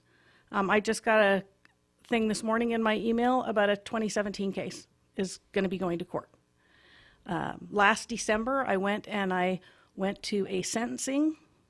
Usually I don't go to sentencing. I don't even know when the trials are over. I testify and I'm on to other things. But I had one case that was probably the worst case I've ever been to in my life as far as what happened inside of this household. There was torture and things going on in the household. So I won't tell anybody the specifics of that case unless they had to work it, because it's just things people don't It's too bad, right? need to know. It's terrible. But when the person was going to be sentenced, I wanted to be in court for that. So I went to that. 13 years later is when he was sentenced. Oh, boy. And that was somebody pleading guilty, and it still took 13 years to sentence them.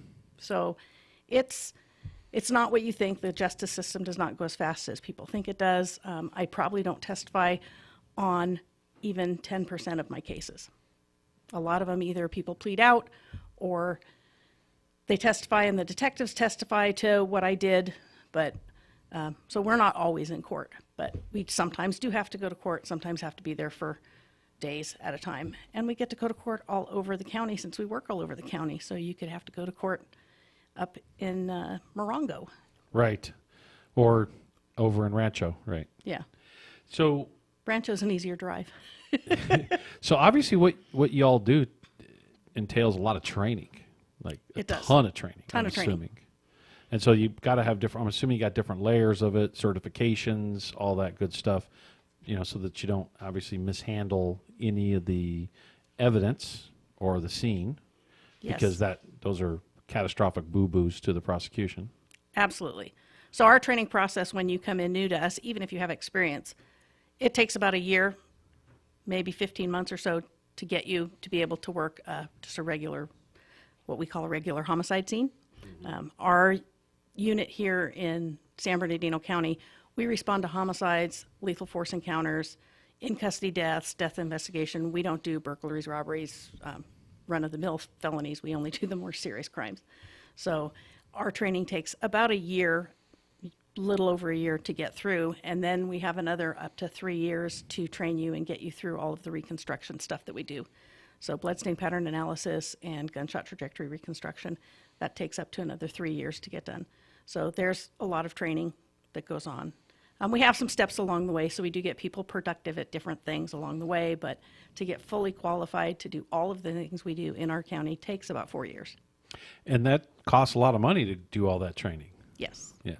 And so do you handle the funding mechanism of that too? Or, I mean, do you participate in it to where you see how that funding comes in or where it's the funding sources? No, I'm not part of that. No, do you help allocate, we need X amount of dollars to train our staff over a certain period of time as part of like a budget analysis or any of that? Well, our county has always been what I call a poor county, because we have a large percentage of people in our county that receive some type of government assistance. So yeah, the tax base in San Bernardino, the tax revenue generated in San Bernardino County is lower than all the rest of them. Yes. Yep. So because of that, funding is always an issue. So the way that our laboratory gets funding for our training is through a grant. The department doesn't give us much money for training. So we've always sought after grants, and we use the grant money. It can be used for training or for equipment. It's traditionally been used primarily for training to get people to go to the training that we need to go to. Yeah, so you have to be obviously creative as to making sure that those resources are there. All right. What anything you'd like to talk about your job so that the listeners get to hear the intricacies or the importance of it? I mean, clearly there's this high level of importance because you're a critical part of making sure that a community is safe, right? Like, obviously you're dealing with it in an unsafe situation. However, being able to go through the process of making sure that the evidence is collected, the information is handled correctly, and those criminals are put behind bars is largely up to you and your team to make sure that that happens. Yes. It's not just the police officers driving around in the vehicle. And I know they typically get the limelight a lot, and they have the badge and the gun, and everybody wants to take a picture with them. Purpose of our show and what we do is making sure that a lot of times most of the work that's being done in a particular situation is actually being done by people like yourself and your team. Is that correct? Yes, and we work really closely with our homicide team because that's who we're with out in the field, and they are our protectors in the field. Mm-hmm. If you watch CSI, like CSI Las Vegas, they run around with guns. We don't carry guns. Some agencies and Las Vegas Metro, they allow their people to choose whether they carry a gun or not. So some do, some don't. Our sheriff has said, no, you will not carry guns, which is fine with me, because if I have a gun on my hip and they expect me, well, you're armed, you have a gun, you can protect yourself, you're working this crime scene, peace out, we're gone. I can't do my job. I can't look for evidence. I can't look at little tiny blood stains. Yeah, I can't look for blood stains and then be looking over my shoulder. So our safety is really important. It's also really important because we don't have a lot of positions. We have 13 crime scene specialists to cover the entire county. Yeah, say that again. 13 crime scene specialists to cover the entire county. Of that, 2 of those are leads. So really I have 11 strictly field positions to cover the entire county 24/7, 365. So we have over 2,000 sworn deputies, gun toter positions, but we only have 11 crime scene specialists. If we count all of them, including myself, there's 14 if we count everybody in the unit, but 13 below me that go out primarily and work the crime scenes. So it's not very many to cover a large area, and that's why we have to be selective in what we respond to. We have a lot of training, we have a lot of expertise. We could lend that expertise to other types of crimes, shootings, assaults with deadly weapons, rapes, those kinds of scenes that we don't get to go to because we don't have the staffing to do that. And it's kind of a shame when someone calls up and says, hey, we had a shooting, 3 people are shot, we need you guys to come out. And we can't roll because we need to be available for when somebody's actually dead. So if they're circling the drain, let me know when the plug gets pulled and they're dead, and then we'll respond. But our staffing is limited, so we have to limit our response, unfortunately. Yeah, it's an eye opener when you hear this. Like it's a really, a lot of times as public employees, you get villainized as, draining the tax dollars. And the reality is all this stuff's got to be paid for somehow. Right. There's got to be people that do the job to manage these situations. And, a lot of times these elected officials will say these things, oh, we got to cut this and we got to do this and we got to do that. Yeah, well, what's going to lose as a result of it? Especially if you already have a situation that's strained for resources to begin with, like you're pointing out right now. It's always interesting that I always hear people say, oh, the government wastes money or the county wastes money or whatever it is. Well, the optics of what is somebody considering as waste is very different depending on the perspective of the need, right? Right. So from your perspective, you would obviously say that nothing in what you do is wasteful, right? So there may be some issues where there waste happens or there's mistakes happens or something should have been bought or this or that. But by and large, everybody's trying to be as resourceful as possible around you to do your job. Is that a fair statement? Yes, and in the past, and not to take this the wrong way, but we would say we do ghetto forensics, because up until we moved into our new laboratory about 6 years ago, we were still using a super glue tank, which was a fish tank. Oh boy. We had a fish tank, and the lid on the fish tank was cardboard. We custom made a cardboard lid to go over top of it to keep the super glue in the chamber for us to do our super glue processing or cyanoacrylate ester processing. So you can do it in a fish tank. It works just fine, but now we actually have a real laboratory grade chamber that makes it much easier to do our job. So we're probably a little bit more efficient because we have the proper tool to do the job. But yeah, spending a little money to become more efficient is sometimes very good for the long-term goal. Yes. Yes. Short-term, a little painful, but long-term, it's going to make more sense. We're trying to do that now in the laboratory with getting a laboratory information management system, because we're still antiquated and doing a lot of things on paper, especially in CSI, because we're out in the field, we're writing on paper, and then we have to come back and type it into four or five different computer systems to get all of the things together for our report. Instead of, we have tablets, but we don't have software to get the information from the tablet into the lab system that we have now. We're in the process of looking to get an actual robust system that will do all the things that we need, but that takes time and money, and money's kind of been allocated. Now it's just getting the time and the county process that takes forever to get things purchased, to get that done, but that will help. But it's going to be a big financial burden to begin with. Yeah, and I would say training falls in this category too. A lot of times there's an argument over spending the money on training. Obviously, if you spend the extra money on training and you get someone trained and get them up to speed, you're going to be more productive in the long run. And then there's getting the appropriate training so that you actually get the appropriate certification, because I'm assuming in this role you have to have the right certification for anything that you handle to be legally valid. Otherwise, if you don't have it, you can't do something. And if you do that, then there's a legal challenge to whether or not you should even be doing it. Well, there isn't actually a certification that's required. The state doesn't require a certification from us at this point in time. We do get, some of our people are certified and they do that voluntarily, but that's also a pay bump. So we encourage our people to do that, and it's beneficial to spend a few bucks to get that so that you get this bump in pay. But most of our training is done in-house, and a lot of that is because we are constantly in a flux of turnover. And it's not, we can recruit people, we get them in the door, it's getting them to stay, which is the difficult part. And for the most part, we burn people out after about 4 years. After about 4 years, they're tired of being on call all the time, because half your life you have to be on call. You have that phone with you, and if it rings, you got to go. So imagine half of your weekends or more, you don't get to plan to go out of town. You don't get to plan, well, I'll be at your birthday party unless I get a call out. I'll be at the baby shower unless I get a call out. 50% of your life is dedicated to this job. So it is a job that requires a big dedication of your personal time. Well, we appreciate that public service. Hopefully others around you within your employment appreciate it as well. It doesn't seem like they always do, but we do, and we try to do everything we can. That's why you see the Think a Teamster signs all over. We have the billboards. We do the radio show. We really believe it's important for the general public to hear these conversations and to connect in a real way versus potentially seeing something on a ballot. Like we went through this with the fire department over and over again, where there was these measures to cut spending in the fire space, which would have cut fire services. And we're like, hey, wait a minute here, especially with what we've seen in the last, let's say, 5-10 years, fires have done, particularly in this area. Clearly, Southern California has been ravaged by some of it here recently.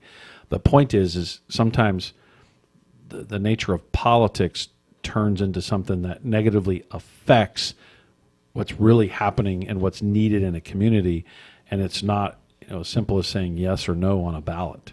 And that, well, then a yes means to repeal something that now we don't have these services in a particular area. Again, the reason for bringing all this up is to just make sure people pay more attention of the needs of services in a particular area, because one of the things that we do is we're always advocating for, let's say, equities or an increase or, stopping the people leaving, right? Like let's, our retiree medical subsidy that we built out and the affordable health care, half of the pitch to the county was creating retention so that you don't have people leaving.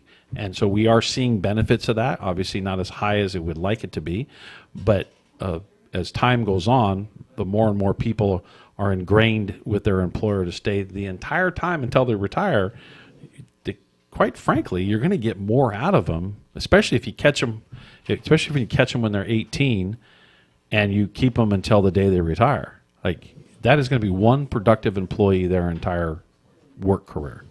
It's getting them to stay because they see short term, I can get $5 more or $10 more an hour somewhere else. Peace out, I'm going. Yeah. So we've seen a lot of them do that, and then they come back too. Ironically, I've been doing this long enough in my career where people chase the money at a certain age range, and then they start to they get to my age, and they're like at 50 and go, well, what am I going to do when I pull the plug, right? Right. Oops. Well, I chased the dollar a little too much here. What's my retirement vehicles look like? Hey, can I come back? Well, sure, but you got a gap. So anyway, anything you want to? We just got a few minutes here. Anything you want to talk about that we didn't cover? And a funny story, and I get it. You probably got some crazy stories that you think are funny that others won't. You'd be surprised. People, every time I hear this from somebody on the show, people think the stories are pretty funny. Just one, without giving too many specifics. We had someone who murdered someone, and they had an Apple Watch on. And so their Apple Watch, when they fell down, they're dead. Their Apple Watch notified 911. So the fire department pulled up. Hey, we're here. And the person said, oh, there's no problem here. And a deputy pulls up. Fire department says there's no problem. Well, the deputy walks by and sees part of an appendage visible through the garage door, and put the guy in custody and searched the house, and he had killed his family member inside the house. So had there not been an Apple Watch... Right, the Apple Watch connected the dots. Yes, the Apple on Watch. the fly. The Apple Watch called 911. So without that, he would have had plenty of time to try and clean that up, get rid of evidence, get rid of the body, do whatever. But I don't know why the Apple Watch dimed him off. Yeah, I don't know why anybody commits crimes like this right now, because with the camera, Apple Watch, this, that, like at every corner, you've got like 15 electronic devices that have got you somehow leashed to you. So, hey, everybody, get smart. Like, don't stop, right? Like, just don't do this. Yeah, your car tracks you, your phone tracks you, Everything your tracks watch you. tracks you. Yeah, everything. So And when you think you're not tracked and you got rid of everything, There's cameras everywhere. There's enough stuff to piece it together where you started over here. Guess what? We're going to find that camera and this camera and that camera and this camera. You know, you'd have to have some frequency bubble to blow everything out as you're going away so no one sees you. So really appreciate you coming on the show. Really, the work that you've done, Kim, as a supervising crime scene specialist for the last 20 plus years is much appreciated by Teamsters 1932 and your coworkers. Everybody speaks very highly of you. And we really appreciate you coming on the show and sharing your stories. And I actually do think that's a funny story. thanks for having me. No problem. This is, how much time do I got there, Eric? I got 2 minutes. Oh, geez, I got to short. This is Randy Corgan. This is the Worker Power Hour. What we're building worker power. We're encouraging people to build worker power. And how do you build worker power? You talk to your neighbors. You talk to your friends. You explain how coming together, you have the ability to collectively bargain, and you have the ability to organize, and you have the ability to build your own union and bring those issues to the forefront so that you and your coworkers can have a better work environment and then try to improve those conditions. Sometimes the employer is always not the best judge of that character or that situation. And this is Randy Corgan with the Worker Power Hour. I am a longtime organizer, first-time radio host. KCAA 1050 AM, 106.5 FM, the Teamsters 1932 Broadcast Network, airing live from San Bernardino. Eric, take it away. We'll see you guys next week. Brothers, you know so well. It started way back in history with that Rob and me. Mike D. Been had a little horsey named Paul Revere. Just me and my horsey and a quart of beer. Riding across the land, kicking up sand. Sheriff's watches on my tail cause I'm in demand. One lonely beastie I be. All by myself without nobody. The sun is beating down on my baseball hat. The air is getting hot, the beer is getting flat. Looking for a girl, I ran into a guy. His name is MCA. I said howdy, he said hi.